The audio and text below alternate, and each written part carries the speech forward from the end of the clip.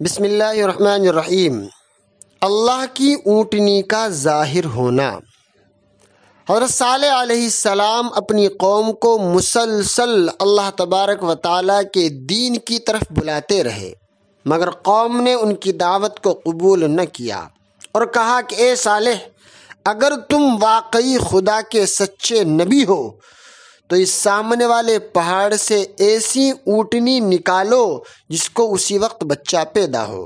قوم سمجھتی تھی کہ اونٹنی کا پہاڑ سے نکلنا یہ ناممکن بات ہے، اس وجہ سے حضرت صالح علیہ السلام شرمندہ ہوں گے، مگر صالح علیہ السلام نے اللہ تبارک و تعالیٰ سے دعا کی۔